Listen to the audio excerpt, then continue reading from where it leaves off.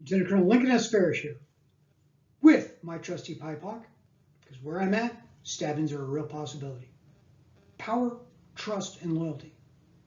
All concepts, but concepts we can operationalize if we have the right tools.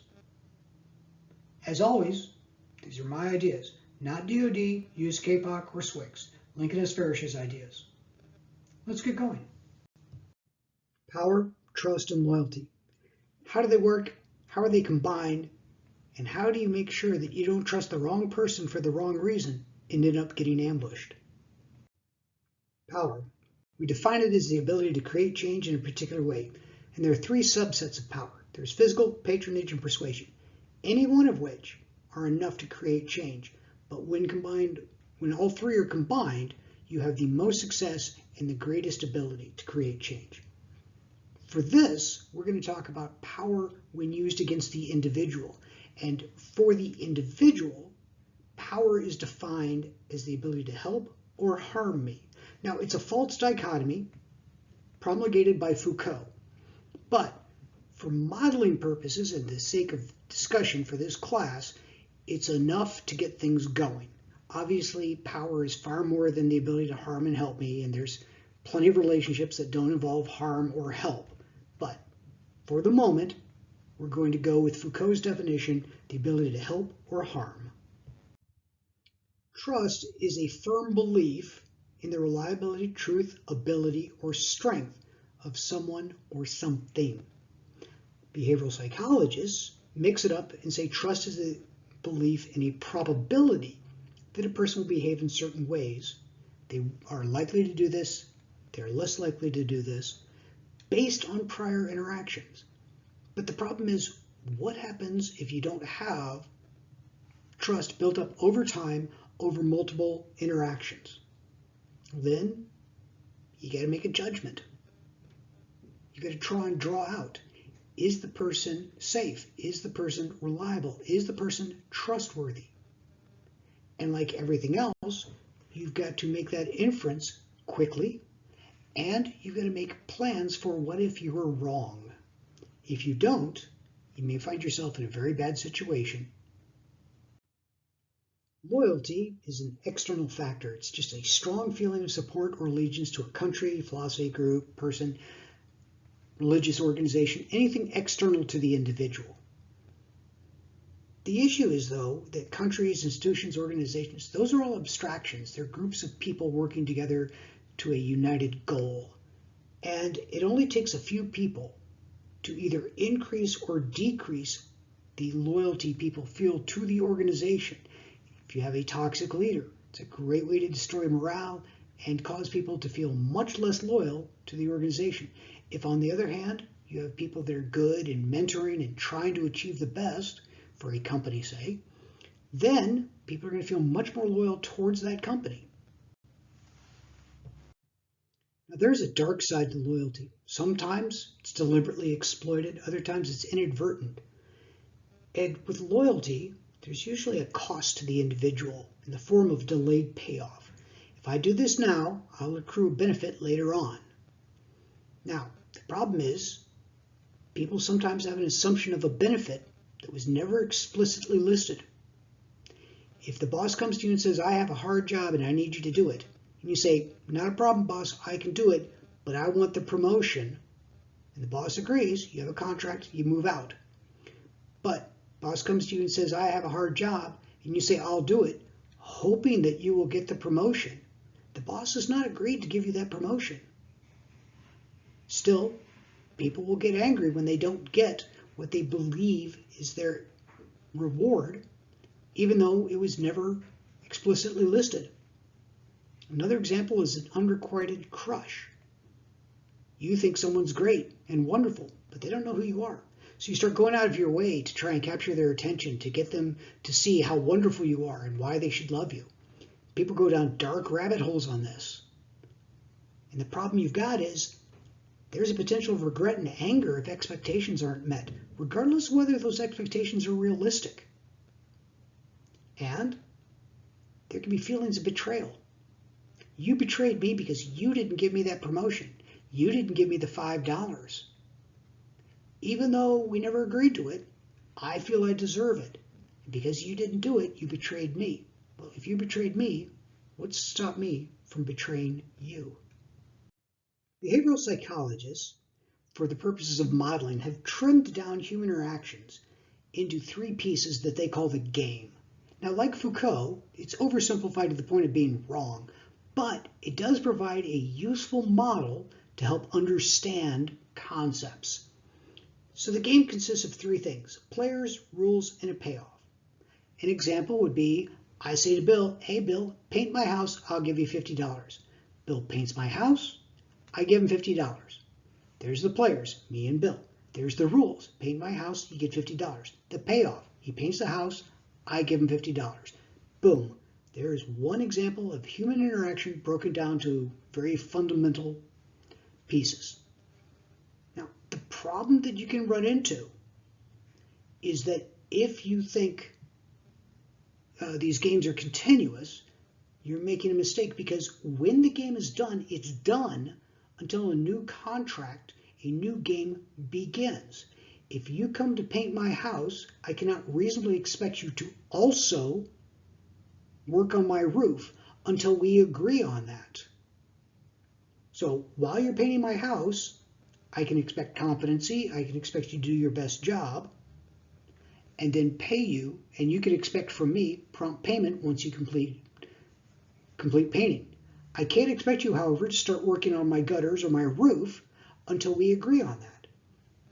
Also, there's a space between these interactions.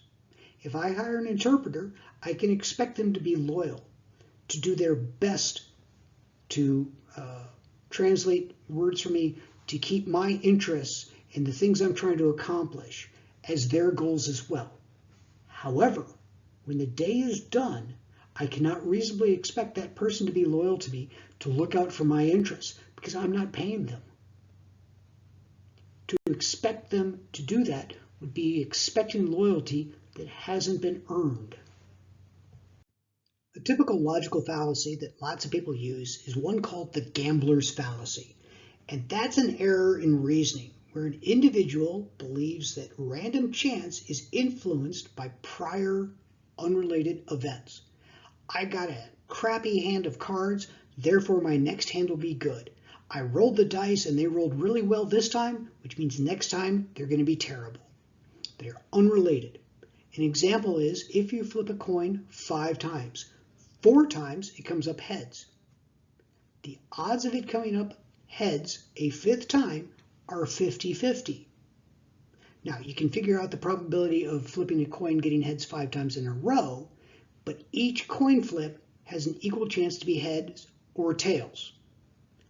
However, some people will think that because it's come up heads 4 times in a row, it'll be heads again. And some people will think because it came up heads 4 times prior, this time it's going to be tails. It would be a mistake to bet either way, because there's an equal chance, 50-50, of it coming up heads or coming up tails. Similar to the gambler's fallacy is the loyalty fallacy. And that's the assumption that hired help is loyal after a contract is completed. I gave you money, therefore you should be loyal to me.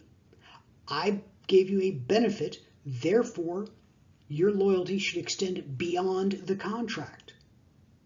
It does occur sometimes, but the assumption of that is almost always wrong. One of the constraints on loyalty is the inability to see a better future, also known as hope.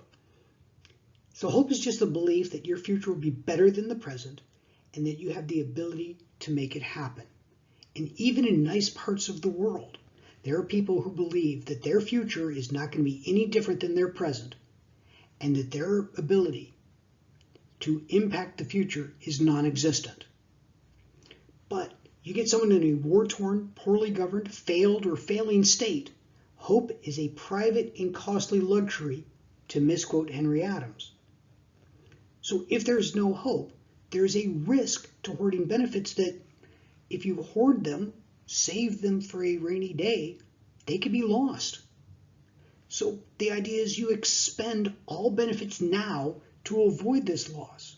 If I eat all my food right now and I don't save anybody for anybody else, I can't lose it. It can't be taken from me.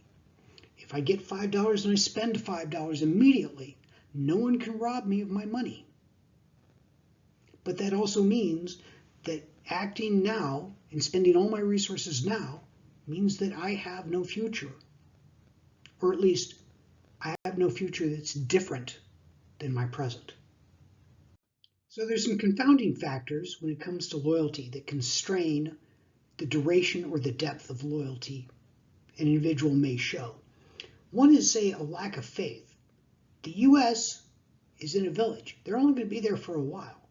So if I keep the U.S.'s secrets, if I help the soldiers out, I'm painting a target on my back.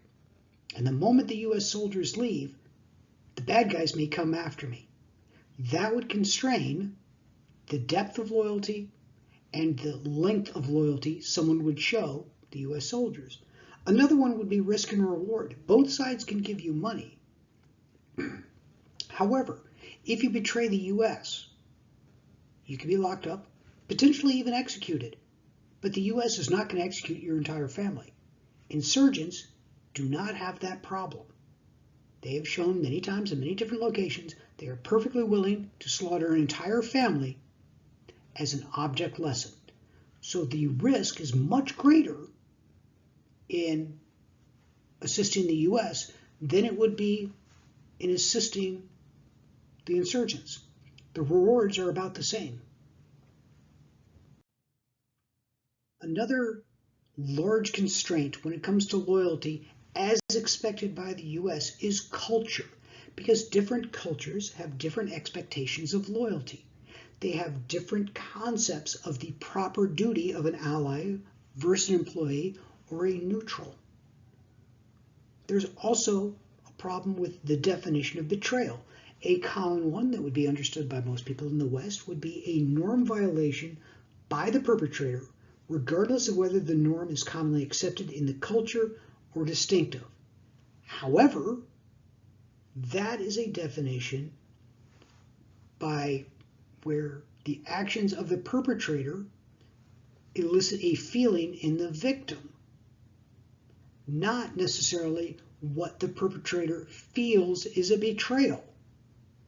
If I'm staying in a village where every Friday night the men get drunk and they try to let all the chickens out of the chicken coops in the village, and I say to them one Thursday morning, hey guys, don't go into my chicken coop. My prize chicken is there and coyotes are running around and they could eat my prize chickens.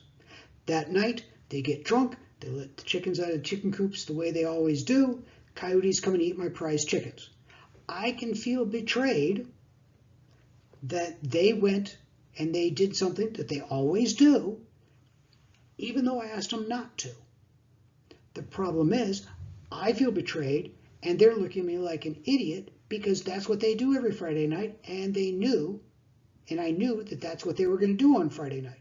And if I really wanted to keep my chickens safe from the coyotes, I should have double locked the cage. So, the problem is you have to work within the culture. If you don't understand the culture and you don't know the culture, then you're going to run into problems where what you see as an issue, everyone else sees as a normal, everyday happenstance. And the signs that someone's going to betray you or not show loyalty to you will not register until it actually occurs. In the end, you cannot assume locals are Americans with funny accents. You can't rob people of their agency. People can and do choose to do the wrong thing. Some can choose to work with or to facilitate or even to perpetrate evil. Free agency means that sometimes you choose to do things that are self-destructive. And you can't assume prior actions automatically confer trust or engender loyalty upon completion of the contract. Just because someone did a good job last week does not mean you can assume that they will do a good job without explicitly demanding it this week. Hope you enjoyed that. Sadly, I don't have a book to recommend this week, but I'll try to make it up to you next time. Lastly, of course, if you agree or disagree, feel free to leave it in the comments or email me directly.